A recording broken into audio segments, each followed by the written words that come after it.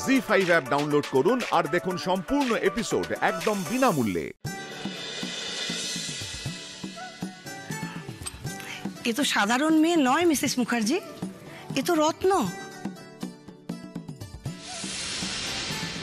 আপনি এরকম একটা দামি রত্নকে বাড়িতে লুকিয়ে রেখেছেন? না না বড় ম্যাডামের বন্ধু, আমি তো তেমন কিছুই করি নাই।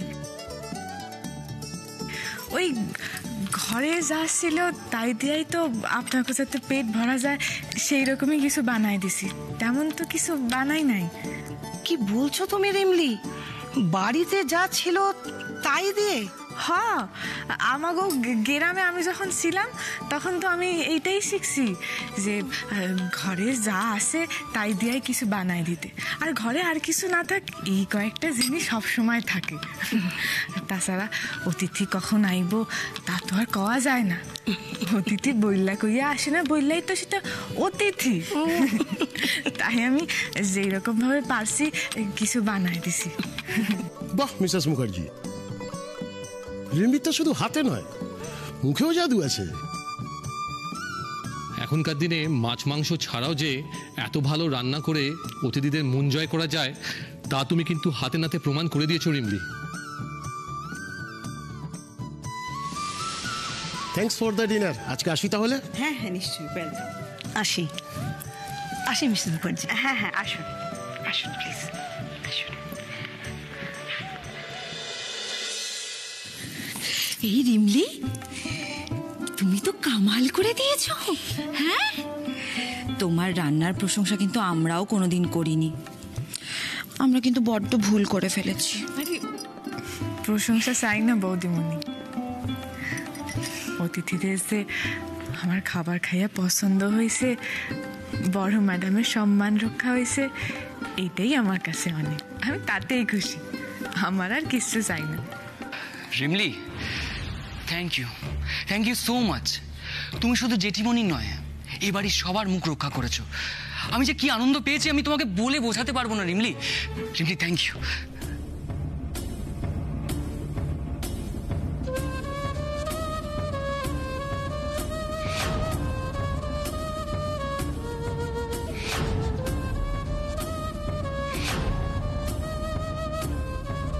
তুমি রিমলিকে যা বলছো সেটা মন থেকে বলছো তো প্রতীক?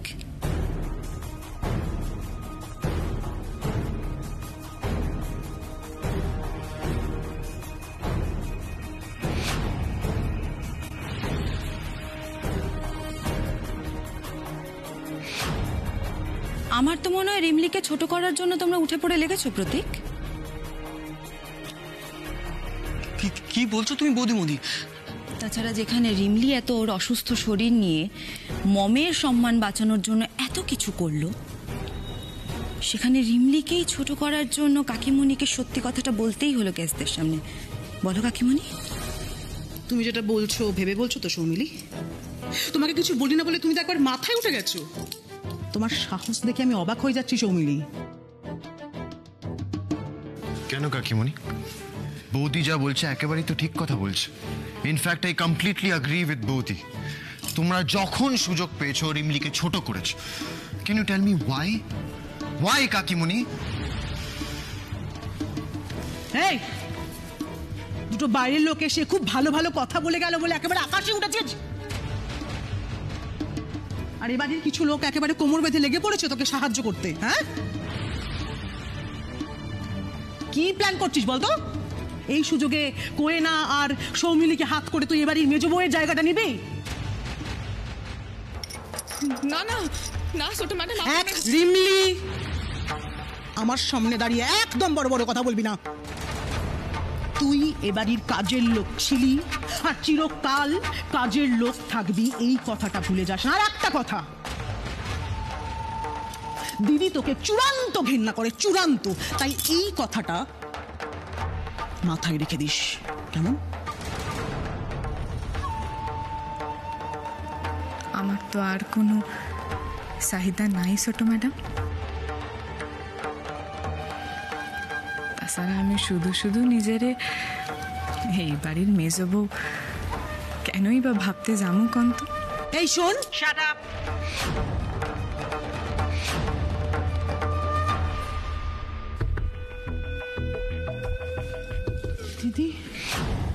দিদি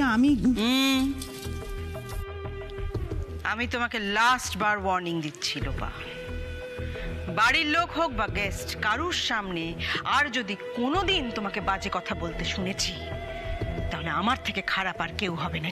এটা ভালো করে মাথায় ঢুকিয়ে নাও, বুঝেছ? যাও, এখানে সঙ্গের মতো দাঁড়িয়ে না থাকে ডিনারের ব্যবস্থা করো, সবার যাও। তুমি কোথায় যাচ্ছ? দাঁড়াও।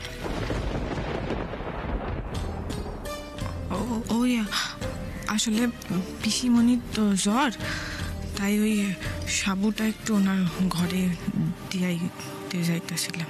তোমার সঙ্গে তো বোঝাপড়া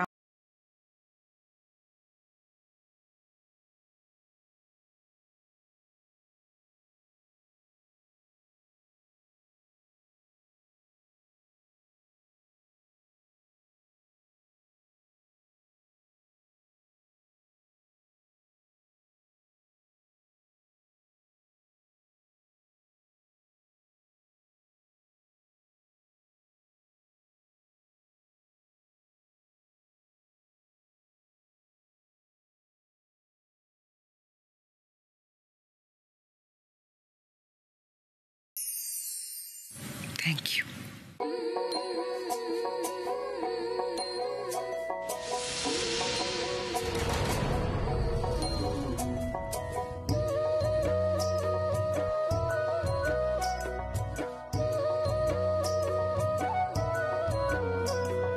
সত্যি নাকি গল্প তুই, সত্যি নাকি গল্প তুই, খুশি হবে অল্পে তুই, কবে যে তুই নিজের কথা ভাববি। ওয়েলকাম বড় ম্যাডাম। পান্তরের কাঁদবি ও রিমলি, তুই তে পান্তরের কাঁদবি, নিজের রঙের তুলিতে সবার মনে ছুলে দে, কবে যে তুই নিজের ছবি আঁকবি। ওরে রিমলি, তুই তে পান্তরের কাঁদবি, ওরে রিমলি, তুই তে পান্তরের কাঁদবি।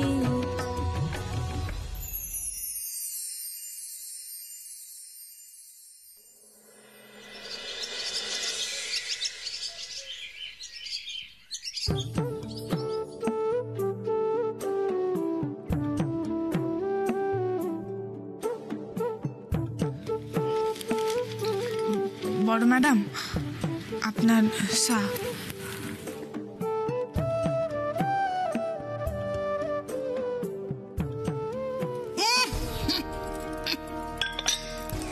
ইস, চায়ে তো চিনি দিয়েছো কেন? আমি চায়ে চিনি খাই? কবে খাওয়া ছেড়ে দিয়েছি? মনটা কোথায় থাকে কাজের সময়?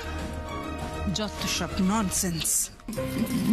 বড় ম্যাডাম, আপনি কিছু মনে করবেন না, আমি এক্ষুনি আবার নতুন করে বানায় দিতেছি, দাঁড়ান। রিমলি, বেশি আকাশে উড়িস না, পা দুটো মাটিতেই রাখিস। দিদি ছোট্ট করে একটা থ্যাংক ইউ বলেছে বলে একেবারে দিদির মাথায় উঠে গেছিস?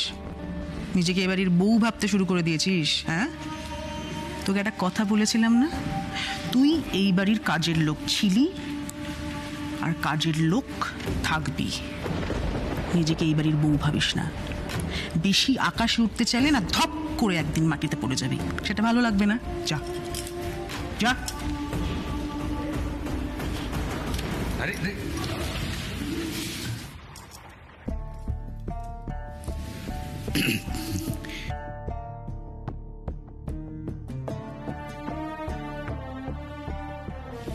আন্টি, কি ব্যাপার পরম? এই এলাম এখানে এমনি আর কি। তা আপনি কেমন আছেন? শরীর ঠিক আছে তো? কেন, আমার কি হবে? আমার তো পেটে কেউ ছুরিও মারেনি, বোতল বোতল রক্ত দিয়ে আমাকে সুস্থ করে তুলতে হয়নি, আবার কারোর বাড়িতে শেল্টারও নিতে হয়নি। আমি আমার বাড়িতে দিব্যি সুস্থ আছি।